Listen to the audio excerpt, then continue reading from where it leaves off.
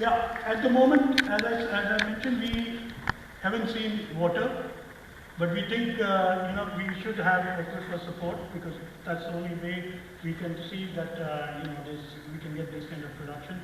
So effectively, that will be demonstrated once we get on with the production to really see what kind of an aquifer support do we have.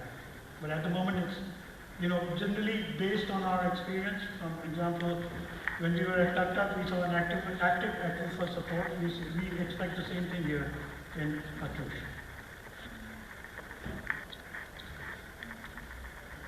Are there any further questions to Pradeep? One more question here.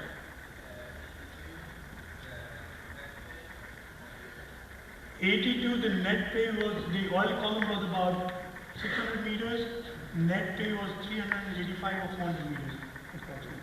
It's a huge column. I mean, you see again, net pay definitions in this part of the world is a little bit difficult because you can actually put everything in net pay now.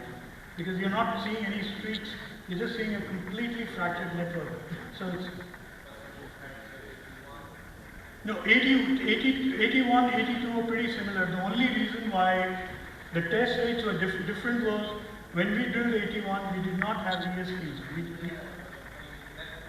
Yeah, it's just basically up on the structure, so it was slightly lower than 81. We have one more question over here. You haven't done any drilling south of the fault? South of the fault, meaning? The football. No, we've done the footwall drilling in the B sand. You haven't nothing near Shaikan? Near Shaikan. Basically, there's been a lot of talk about Shaikan being connected to Atush. We don't think so. So we have a fairly good idea that Shaikan is definitely not connected, at least in this part of the world. Out here, it's still open because the 3D is not that clear. But so there's really no reason because the core field is pretty much here. So basically that's where the appraisal development will go forward.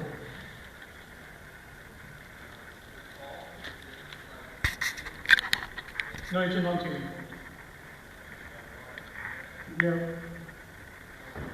Yeah, that's what, we don't see water in the Jurassic. So basically, we haven't seen the water as yet. One more question over here.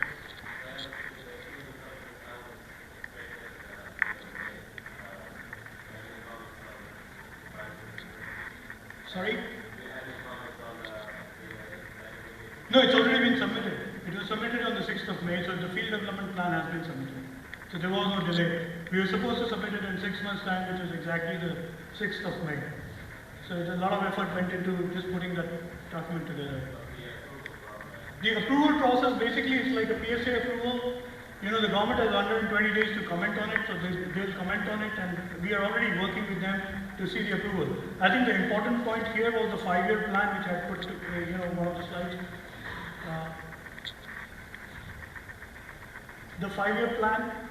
This plan has already been presented, and based on this, the work program for this has already been approved. So 2013-14, which includes the phase 1 of the development plan, is already approved. So I think what we are really seeing is basically working with the KID to fine-tune the field development plan. In the big picture, we've already got what we think is required to be done. Yes, we are actually out to tender for the facilities and basically looking at all the options on the phase 1 development, identifying the locations and everything else. The pipeline basically, let me go back a little bit. Right here. You see, if you look at Atush, this is Atush and this is the pipeline. So the distance is between 60 to 70 kilometers.